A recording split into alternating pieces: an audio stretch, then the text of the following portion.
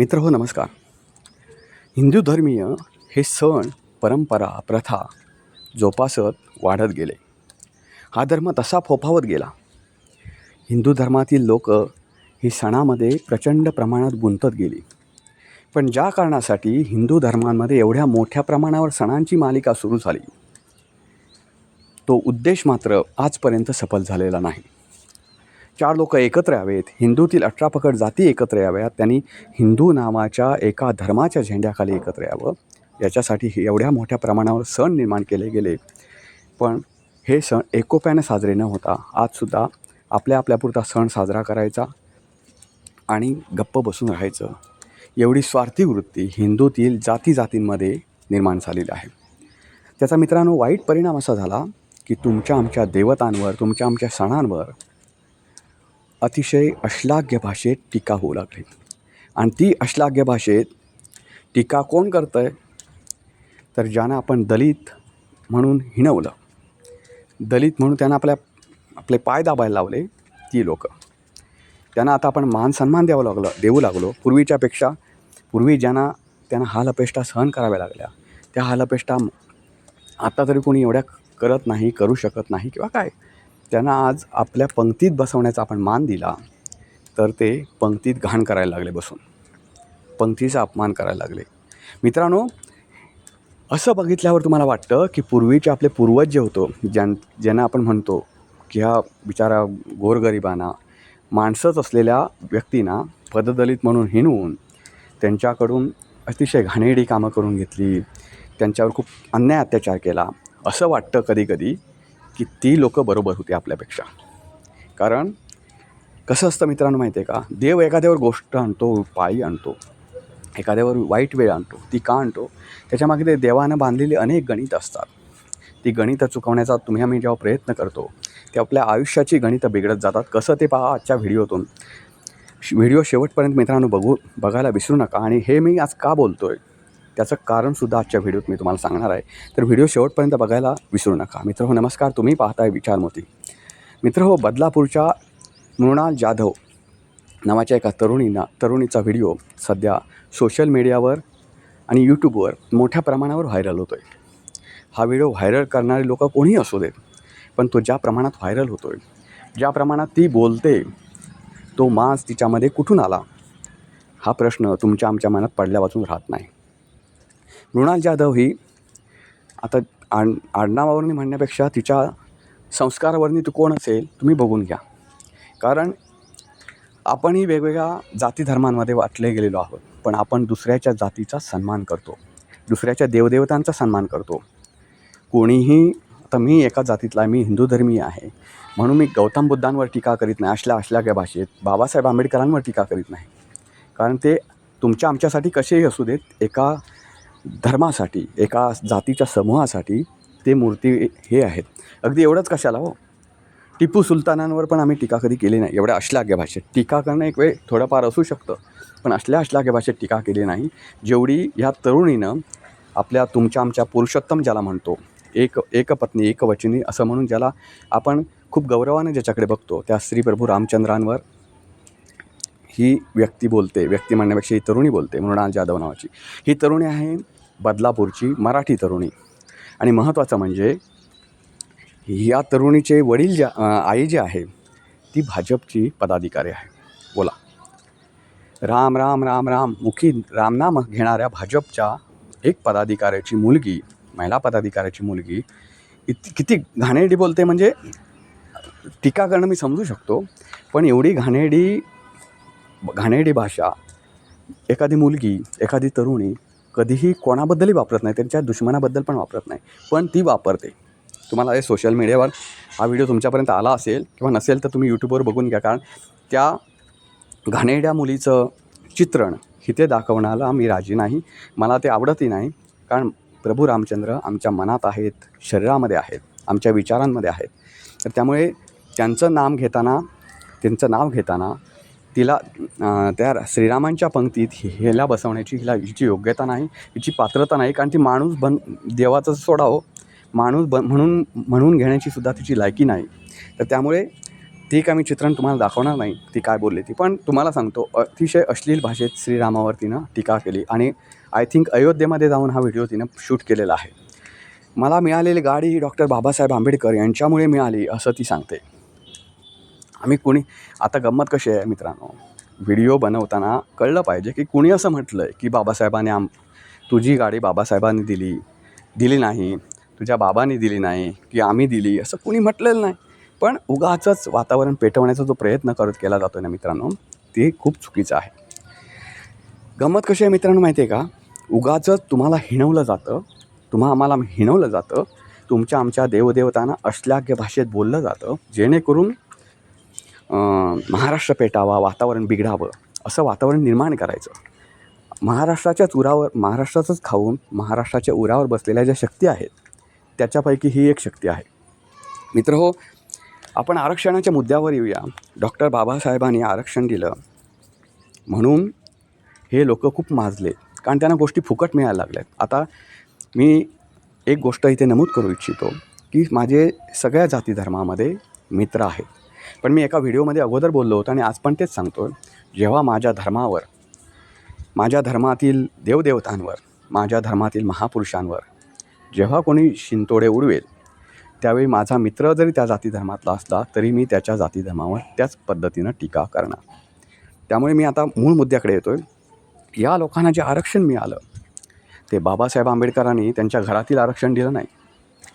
तुमचा आमचा घास कापून, तुमचा आमचा घास, तोंडात जाणारा घास काढून त्यांना भरवला. बाबासाहेब आंबेडकर जे कोणी पदभरती होती, प्रत्येक पदाची भरती होती, आरक्षणामध्ये विविध पदं भरली जातात, त्यांचा पगार प्रत्येक भारतीयाच्या खिशातून जातो, आंबेडकर घराण्याच्या खिशातून जात नाही. त्यामुळे तुम्हाला आरक्षण मिळालं ते फक्त त्याच्यासाठी तुम्ही आभार मानू नका. भारतातील प्रत्येक माणसानं त्याच्यातला एक घास काढून तुम्हाला भरवला आहे, तुमच्यासाठी दिला आहे, त्यामुळे तुम्हाला आरक्षण मिळालं हे विसरू नका. कारण घटना लिहिली गेली त्यावेळी लक्षात ठेवा मित्रांनो, कुठलाही जेव्हा देशाच्या पातळीवर निर्णय होतो, गोरगरिबांना समजा आता लाडक्या बहिणींना पैसे दिले जातात 1,500 रुपये, ते 1,500 रुपये जे कोणी अर्थमंत्री असतील, मुख्यमंत्री असतील ज्यांनी तो डिसिजन घेतला त्यांचे आभार नका मानू, महाराष्ट्रातील प्रत्येक जनतेचे माना, कारण त्यांच्या खिशातून गेलेल्या पैशातून तुम्हाला ते 1,500 रुपये लाडक्या बहिणींना मिळत आहेत. तसंच आहे आरक्षण देणं ही खूप सोपी गोष्ट आहे हो. बाबासाहेबांनी तुम्हाला आरक्षण दिलं म्हणजे काय केलं, एका कागदावर जिथं घटना लिहिली त्याच्यात एक आरक्षणाची ओळ टाकून दिली, एक परिच्छेद लिहिला, एक भाग लिहिला आणि तुम्हाला आरक्षण मिळून गेलं. एवढं सोपं असतं तुम्हाला आरक्षण देणं. पण आरक्षण तुम्हाला दिल्यामुळे ज्या बौद्धिक घटकांवर अन्याय झाला त्यांचं काय, तुम्हाला जेव्हा माणूस म्हणून जगण्याला तुमची लायकी काढण्यात आली होती, तुम्हाला अक्षरशः वाईट वागणूक देण्यात आली होती, त्यावेळी तुम्हाला खूप वाईट वाटलं की ही लोकं आम्हाला वाईट वागणूक देतात असं वगैरे. पण आज तुम्हाला ह्या लोकांनी, सवर्णांनी त्यांच्या पंक्तीत बसवल्यावर तुम्ही तुमची लायकी काय होती पूर्वीपासून आत्तापर्यंत ती दाखवून देत आहे. आणि कसं आहे मित्रांनो माहिती आहे का, बाबासाहेब वगैरे यांच्या हृदयात काहीच नाही. बाबासाहेब आज असते आणि त्यांनी म्हटलं असतं की चला आता आरक्षणाची पद्धत बास, आता सगळेजणं एकोप्यानं पदभरती होऊया, तर बाबासाहेबांनाही सुद्धा ह्या लोकांनी त्यांना ह्या भाषेत बोलायला कमी केलं नसतं. इतकी ही लोकं नालायक आहेत. कारण तुम्हाला मी उदाहरण सांगतो मित्रांनो, ज्या बाबासाहेबांवर अन्याय झाला असे हे लोकं बेंबीच्या देठापासून बोलत आहेत ना, त्यांच्यावर काय अन्याय झाला नाही, ते गरीबसुद्धा नव्हते. याच्यावर मी अगोदर व्हिडिओ बनवला आहे. बाबासाहेबांचे वडील जे होते ते इंग्रज सरकारमध्ये सुभेदार होते, सुभेदार पदावर. त्या काळात अनेक लोक अशी होती की जी लोकं शेतकरी होती, ज्यांच्याकडे खाण्यापिण्याशिवाय म्हणजे काहीच नव्हतं. कितीतरी अडाणी लोकं आहेत कितीतरी समाजामध्ये, असं नाही की ह्याच समाजामध्ये होती. या समाजामध्ये थोडी इतरांपेक्षा वाईट अवस्था होती हे मला मान्य आहे, पण इतकीसुद्धा जे बाबासाहेबांबद्दल म्हणलं जातं की खूप गरीब होते वगैरे असं नाही. त्यांच्याकडे त्या काळात काही का असेना, पण सुभेदार हे इंग्रज सरकारमधलं मोठं पद होतं सैन्यामधलं, तर त्या पदावर काही ना काहीतरी पगार येत होता. अनेक कुटुंब अशी असतील त्यांच्याच अगदी मी माझ्या समाजातली किंवा हिंदू धर्मातली म्हणतच नाही, या दलित समाजांमधली अनेक कुटुंब त्यावेळी अशी होती की ज्यांना खाय प्यायला काहीच नव्हतं. मग त्यापेक्षा तरी बाबासाहेबांची हे जे होतं राहणीमान ते नक्कीच चांगलं होतं. आता राहता दुसरा प्रश्न, यांचा जर सवर्णाने छळ केला, त्यांना वाईट बोलले, हे मान्य आहे मला, पण बाबासाहेबांचा जर छळ केला म्हणता तुम्ही, तर त्यांना आंबवडेकर त्यांचं जे मूळ आडनाव होतं त्यांच्यापासून आंबेडकर आडनाव कुणी दिलं? आजसुद्धा तुम्ही कोकणामध्ये जाऊन बघा, आंबेडकर आडनाव हे ब्राह्मणांमध्ये आहे. आणि दुसरी गोष्ट म्हणजे डॉक्टर बाबासाहेब आंबेडकर यांची जी पुढची पिढी वाढत गेलेली आहे, ती पिढी जर सोडला तर कुठे बौद्धांमध्ये हे आडनाव असलं तर सांगा मला. म्हणजे तुम्हाला इतिहास समान तुम्ही म्हणाल की हा इतिहास ब्राह्मणांनी लिहिला आहे, कुठल्या मराठी किंवा कुठल्या सवर्ण शिक्षकानं असं त्यांना आडनाव दिलेलं नाही, त्याने स्वतः धारण केलं वगैरे असं म्हणत असाल तर आजसुद्धा बघा ना, बौद्ध धर्मामध्ये आंबेडकर हे आडनाव इतर कुठे आहे? कुठेच नाही. बाबासाहेब आंबेडकरांच्या ज्या पुढच्या पिढी आहेत त्यांच्याकडेच फक्त ते आडनाव आहे. बाकी सगळीकडे तुम्हाला आंबेडकर हे आडनाव फक्त आणि फक्त ब्राह्मण समाजामध्ये दिसेल. आता तिसरा प्रश्न, सयाजीराव गायकवाड यांनी त्यांना पैसे देऊन आर्थिक पुरवठा करून त्यांना लंडनला धाडलं, तिथून त्यांनी बॅरिस्टर पदवी संपादन केली. एवढं सगळं करणारे सयाजीराव गायकवाड कोण होते? हो, बौद्ध होते. उलट ह्या बौद्ध लोकांनी बाबासाहेब आंबेडकरांना ज्या ठिकाणी उभं करण्यात आलं होतं निवडणुकीमध्ये, त्या निवडणुकीमध्ये बौद्ध समाजाने त्यांना पाडलं. हा इतिहास आहे. बौद्ध बहुल भागामध्ये बाबासाहेब आंबेडकरांना दिली होती, उमेदवारी दिली होती लोकसभेसाठी. तिथे त्यांना एका दूधवाल्यानं त्यांचा पराभव केला. हा इतिहास आहे. मग तुम्ही कोणत्या आधारावर म्हणता की बाबासाहेब आंबेडकर लोकप्रिय आहेत तुमच्यामध्ये वगैरे वगैरे? तुम्हाला आरक्षण दिलं म्हणून हवेत ते. त्यांनी आरक्षण जर आता हयात असते आणि त्यांनी काढलं असतं तर तुम्हाला नको. त्यांचं कशाला? आता प्रकाश आंबेडकरांचीच अवस्था तुम्ही काय केलं बघा ना. तुमच्यामध्ये जर एवढी एकी असते, ओके, तुमच्यातल्या नेत्यांमध्ये जर एवढी एकी असते तर सगळे एका झेंड्याखाली आले असते आणि असं म्हणाले असते की आपला धर्म, आपला बौद्ध बांधव पुढे गेला पाहिजे. पण त्यांना हवं आहे का तसं? नाही. आरक्षण तुमचं काढलं तर तुम्ही जगायला तरी लायक उराल का? हा प्रश्न आहे. तर हे सगळं आता बास झालं. मला एक असं म्हणायचं आहे की ह्या तरुणीमध्ये एवढा माज कुठून आला? तर माझा ह्याच्यामुळे आला. फुकटच्या गोष्टी मिळत आहेत. फुकटच्या गोष्टी मिळायला लागल्या ना मित्रांनो, की तिलाच नाही सगळ्यांना माज येतो. तो माज तिला आला आहे आणि तिनं तिची संस्कृती, तिच्यावरचे संस्कार आणि तिच्या इतर गोष्टी सगळ्या ह्याच्यातून दाखवून दिला. कसं आहे माहिती आहे का? शिव्या देणं सोपं आहे हो, मी पण शिव्या देऊ शकतो. पण शिव्या देण्यातून तुम्ही तुमचे संस्कार दाखवता. तुम्ही किती शिकलेले आहात ना. एखादा शिकलेला पंडित माणूस असेल मित्रांनो, तर त्याला घाणेरड्या शिव्या द्या, बघा तो त्या पातळीवर उतरत नाही. तो काय म्हणेल की मी पोलीस ठाण्यात जातो आणि याच्यावेळी तक्रार करतो. तो कायदेशीर लढा लढतो. का? तर त्याचं शिक्षण तेवढं झालेलं असतं. तो त्या पातळीवर उतरत नाही. शिकलेला माणूस कधीही एवढ्या तेवढ्या लोकांकडे लक्ष देत नाही, कारण तो त्याचा मार्ग बदलतो, पण किंवा धडाधड शिकवतो, पण कायदेशीर मार्गाने शिकवतो. कारण का? कोणाच्या नादी लागावं हे त्याला पुस्तकाने शिकवलेलं असतं. आता ह्या लोकांचा पुस्तकाशी काही संबंधच आलेला नाही. कुठे झालं एखादा समजा बौद्धिक माणूस फक्त तो सवर्ण आहे म्हणून एका रांगेत उभा राहिला, तर त्यांच्या अगोदर पुढे जाणारी ही मंडळी आणि आरक्षण आमच्या हक्काचं नाही कुणाच्या बापाचं म्हणायला. सगळ्यांच्या बापाचंच आहे आरक्षण. हे सगळ्यांचे बाप जेव्हा एकत्र येतील आणि म्हणतील की आरक्षण पद्धत बंद करा, उबाप देश पेटवतील, तेव्हा तुम्हाला आरक्षण ही पद्धत ही करायला वेळ लागणार नाही, लक्षात ठेवा. आणि त्या गोष्टीवर आलं आहे, त्या गोष्टीवर सरकार कधी येईल हे माहीत नाही, तुम्हाला कळणारसुद्धा नाही तुम्हाला तुमचं आरक्षण कधी गेलं ते. तुम्ही एक लक्षात घ्या, मुस्लिम समाजांचं आरक्षण, मुस्लिम धर्माचं आरक्षण नुकतंच रद्द केलं आहे. तुम्हाला माहिती असेल, कधी तर काढून बघा. त्यामुळे आरक्षणाच्या जोरावर उड्या मारू नका. तुम्हाला जर तुमच्यात दम असेल, आता इतके वर्ष आरक्षण खाल्लात ना, तुमच्यात जर एवढा दम असेल तर तुम्ही कधीतरी सवर्णांबरोबर या, त्यांच्याशी बौद्धिक स्पर्धा खेळा आणि तुमची पदं घ्या. मग आमच्या खुल्या प्रवर्गात येऊन सगळ्या जरी आमच्या जागा घेतल्यात तर आम्ही अभिमानानं सांगू की चला, बाबासाहेबांनी इतके वर्ष आरक्षण दिल्यानंतर हे लोक शिकले, सवरले आणि स्वतःच्या पायावर उभं राहिलं. अजून तुम्हाला आरक्षणाच्या कुबड्या घ्याव्या लागतात आणि म्हणता मी अपंग नाही. अरे एवढा कसला माज झाला तुम्हाला? बोलताना तर निदान हे तरी ठेवा. बोलताना पण काय बोलतो याचं भान तरी ठेवा. शिव्या देणं म्हणजे सगळंच आलं. शिव्या देण्याला काय अक्कल लागते हो? सगळ्यांच्या शिव्या पाठ आहेत.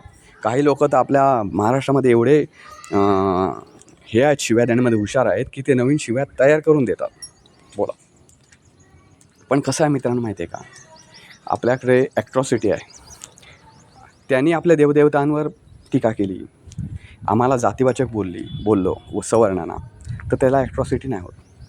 पण ह्यांना काय बोललं की ॲट्रॉसिटी होते. खरंच कसं आहे माहिती आहे का, आणि आपण म्हणतो की जाती धर्म वगैरे असं काही नाही, सगळ्या जाती एक आहेत असं म्हणतो. अरे सगळ्या जाती एक आहेत मग असं ॲट्रॉसिटी पण सगळ्यांना लावा, सगळ्यांना एक ॲट्रॉसिटी लावा. पण ब्राह्मणांना जेव्हा म्हणतो ए ब्राह्मण कुठे चाललास, ए भटा कुठे चाललास, तर आम्ही अभिमानानं आमची जात मिरवतो. आमची जात आम्ही अभिमानानं मिरवतो. त्या जातीनं आम्हाला तसं काय म्हटलं तर दिलं नाही. ब्राह्मण म्हटल्यावर कुठे आरक्षण मिळत नाही, कुठे नोकरी मिळत नाही. तुम्हाला तुमची जात सांगितल्यावर निदान नोकरी तरी मिळते. त्या जातीचा तुम्ही अभिमानानं सांगताना तुमची जीभ आखडते का, तर उगाच आपल्याला म्हणते चला जय भीम मला वाटतं म्हणून, हे आखडते. आम्हाला आखडत नाही, आम्ही ते अभिमानानं मिरवतो. आम्ही गळ्यातलं जानवं अभिमानानं दाखवतो. तुम्हाला तुमची जात दाखवणं खूप अपमानास्पद वाटतं. एवढे तुम्ही जातीच्या बळावर जगलाय तुम्ही, नाही तर तुमच्याकडे जगण्यासारखं काहीसुद्धा नाही. तुमच्या जगण्यामध्ये जीव नाही. म्हणजे मी ठराविक लोकांना बोलतो आहे, जे जातांध आहेत ते आमच्यात पण आहेत, असं नाही की त्यांच्यातच आहेत. जे लोक जातांध असतात ना, त्यांना मी हे सगळं सांगणं आहे. जे लोक बौद्धिक पातळीवर पुढे जातात त्यांना मी खरंच वंदन करतो. त्यांच्या जातीतले असोत किंवा माझ्या जातीतले असोत किंवा आमच्या धर्मातले असोत त्यांच्या धर्मातले असोत. पण जे आरक्षणाचा टेंभा मिरवत आहेत ना, त्या लोकांसाठी आहे. कधीतरी आरक्षणाविना जगून दाखवा, आरक्षणाविना जगून दाखवा. बाबासाहेबांनी कृपा केली, त्यांचे आभार नका मानू. या देशातल्या प्रत्येकाचे आभार आहेत आणि प्रत्येकाच्या उपकाराचं ओझं तुमच्या माथ्यावर आहे, एवढं लक्षात ठेवा. कारण प्रत्येक माणूस याच्यासाठी सहमत झाला की तुम्हाला आरक्षण मिळावं, यामुळे तुम्हाला आरक्षण मिळालं. त्याचवेळी जर उभा देश भेटला असता तर तुम्हाला आरक्षण देण्याची हिंमत बाबासाहेब आंबेडकरांनीच नव्हे, कुठल्याही नेत्यानं किंवा कुठल्याही सरकारनं केली नसती, एवढं लक्षात ठेवा. मित्र, व्हिडिओ कसा वाटला आणि ह्या एकूणच प्रकरणावर तुम्हाला काय वाटतं ते नक्की कळवा. हिंदू धर्मांवर अश्लाघ्य भाषेत टीका करण्यामध्ये कोण कारणीभूत आहे, आणि आरक्षणाच्या मुद्द्यावर या खरोखरच पददलितांना ज्यांना आपण म्हणतो त्यांना खरंच माज आला आहे का? तुमची मतं नक्की कॉमेंट बॉक्समध्ये कळवा. फक्त कॉमेंट सभ्य भाषेत करा, कारण माझी भाषा सभ्य आहे. माझ्या विरोधात असो की माझ्या बाजून असो, माझी भाषा सभ्य आहे. तशीच तुमचीसुद्धा कॉमेंटमध्ये भाषा असू द्या.